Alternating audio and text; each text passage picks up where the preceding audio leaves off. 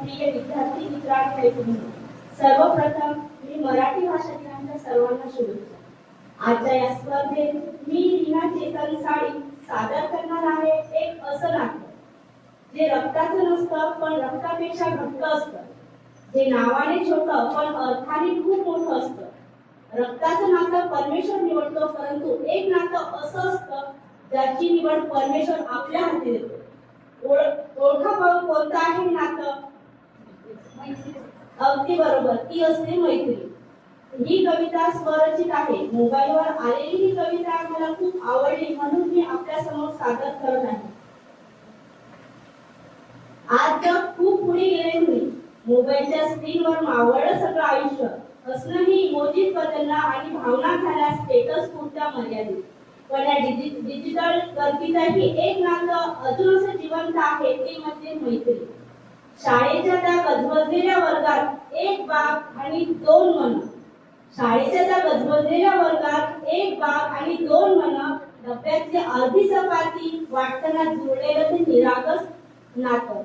घरी परिस्थिती कधी बेताची, आई बाबांची संघर्ष डोळ्यासमोर, मनात हजार प्रश्न असतात, तीच म्हणायची सगळं ठीक होईल, मी आहे ना तुझ्या सोबत। कधी फी भरता आली नाही, कधी पुस्तक तुझीच वापरावी लागली, पण तिच्या विश्वासाच्या शब्दांनी स्वप्नांना नवीन उभारी मिळाली। समाजात अजूनही एक भेद आहे, श्रीमंत आणि गरिबीचे, जात पात भाषा रूप यांचे, पण मैत्रीला सीमा नसते, ती फक्त मनाशी जोडलेली असते। ती कधी माझ्या डोळ्यातलं पाणी शब्दाशिवाय वाचते आणि जगासमोर हसण्यासाठी माझ्या चेहऱ्यावर धैर्य ठेवते।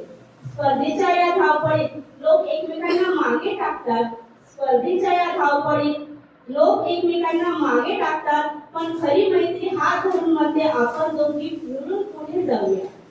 कोरोना सारख्या संकटातही जेव्हा सगळं जग थांबलं होतं, तेव्हा एक फोन, एक संदेश, तू ठीक आहेस ना, इतकं पुरेसं जगण्यासाठी होतं। मैत्री म्हणजे फक्त सेल्फी नाही, फक्त वाढदिवसाच्या पोस्ट, ती असते संकटात उभी राहणारी खरी निस्वार्थी भेट। जेव्हा समाज बदलतो मूल्य डळमळतात, तेव्हा मैत्री शिकवते मानवता अजून जिवंत आहे।